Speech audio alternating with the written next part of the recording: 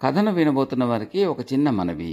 మీరు ఈ కథను విని ఆనందించిన తర్వాత మీరు మీ స్నేహితులతో, ఆప్తులతో కూడా నా ఈ ఛానల్కు సబ్స్క్రైబ్ చేయండి. Thank you. ప్రస్తుతం చెప్పబోతున్న కథ పేరు రంగులు మారిన కోడి. ఇది 1978 డిసెంబర్ సంచిక చందమామలోనిది. రంగులు మారిన కోడి. ఒక గ్రామంలో ఒక ముసలమ్మ ఒక కోడి పుంజును పెంచుకునేది. తెల్లగా నిగనిగలాడుతూ ఆ కోడి ఎంతో అందంగా ఉండేది. ఆమె దానిని ప్రాణ సమానంగా పెంచుకునేది.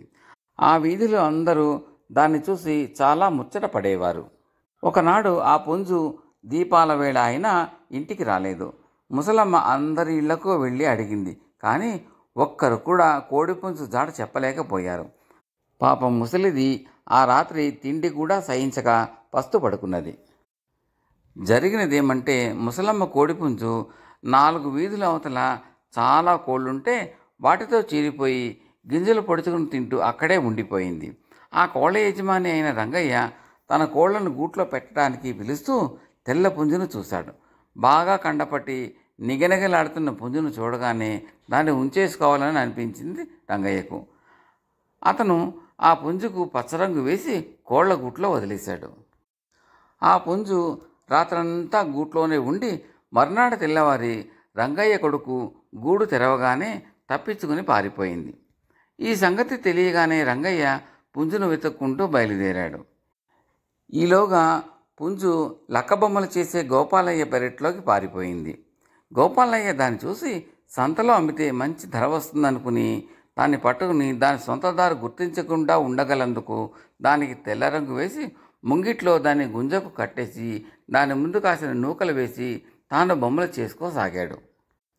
తెల్లవారుతూనే తన వీధి వాళ్లను నలుగురిని వెంట పెట్టుకుని వీధి తిరుగుతున్న ముసలమ్మ గోపాలయ్య వీధికి వచ్చి అతని ఇంటి ముందున్న కోడి పుంజును చూసింది.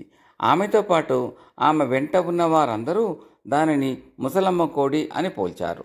ముసలమ్మ వెంట వచ్చిన వారికి గోపాలయ్యకు మధ్య గొడవ సాగింది. అటుగా పోతున్న మునసబు అక్కడ ఆగి, ఏమిటి గొడవ అని ముసలమ్మను అడిగాడు. తన తెల్లకోడిని గోపాలయ్య ఎత్తుకొచ్చాడని ఫిర్యాదు చేసింది ముసలమ్మ. ఆ తెల్లకోడి పుంజు ముసలమ్మదేనని ఆమెతో కూడా వచ్చిన వారు అందరూ సాక్ష్యం చెప్పారు. అప్పుడు గోపాలయ్య, మునసబు గారు, ఇది అసలు తెల్లకోడి కానే కాదు, పచ్చకోడి. నేను సరదాకు దీనికి తెల్ల రంగు వేశాను అన్నాడు. అప్పటికే అక్కడికి చేరిన వారిలో పుంజును వెతుక్కుంటూ వచ్చిన రంగయ్య కూడా ఉన్నాడు. ఆయన పచ్చకోడి అన్న మాట వినగానే, మునసబు గారు, ఆ పచ్చకోడి నాదే. తెల్లవారిన దగ్గర నుంచి దానికోసం వెతుకుతున్నాను. దాన్ని నాకు ఇప్పించండి అన్నాడు. ఇంకొకరి కోడిని దొంగిలించి దానికి రంగు వేసినందుకు నీకు 25 రూపాయలు జరిమానా అన్నాడు మునసబు గోపాలయ్యతో. రంగయ్య పుంజును తీసుకుపోబోయాడు. కానీ ముసలమ్మ దాన్ని పట్టుకుని వదలలేదు. అది అచ్చు తన తెల్లకోడిలాగానే ఉన్నదని ఆమె మునసబుతో అన్నది. రంగయ్య దాన్ని అక్కడా గుడ్డతో తుడిస్తే తెలుపు రంగు పోయి పసుపు రంగు బయటపడింది. చూసావా, ఇది నా పచ్చకోడి అన్నాడు రంగయ్య. అప్పటికీ ముసలమ్మ అనుమానం తీరలేదు. అందుకని మునసబు చెంబెడు నీళ్లు, సబ్బు తెప్పించి కోడిని శుభ్రంగా కడిగించాడు. మొదట తెల్లరంగు నీళ్లు వచ్చి ఆ తర్వాత పచ్చరంగు నీరు కూడా వచ్చింది. చిట్ట చివరకు కోడిపుంజు అసలు రంగు తెలుపు నిలిచిపోయింది. ఇదేమిటి రంగయ్య, నీది పచ్చకోడి అన్నావు, తీరా కడిగితే తెల్ల రంగుది అన్నాడు మునసబు. నాదే పొరపాటండి, నా పచ్చకోడి అనుకున్నాను, వస్తానండి అన్నాడు రంగయ్య. అబద్ధం మునసబు గారు, నేను చూసేసరికి దీనికి పచ్చరంగు ఉన్నది అన్నాడు గోపాలయ్య. ఇక అబద్ధాలాడి లాభం లేదనుకుని రంగయ్య మునసబు కాళ్ళు పట్టుకుని క్షమాపణ చెప్పుకున్నాడు.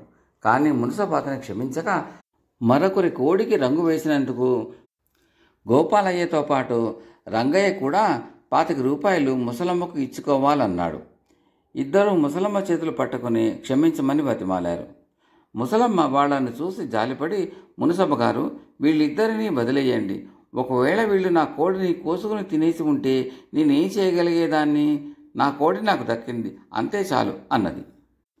ఆ ముసలిదాని మంచితనాన్ని చూసైనా మీరిద్దరూ బుద్ధి తెచ్చుకోండిరా, మరొకసారి ఇలా జరిగితే క్షమించను అని మునసబు ముందుకు సాగిపోయాడు. ముసలమ్మ సంతోషంగా తన తెల్లకోడి పుంజును ఇంటికి తీసుకుపోయి దానికి దిష్టి తీసింది. కథ సమాప్తం.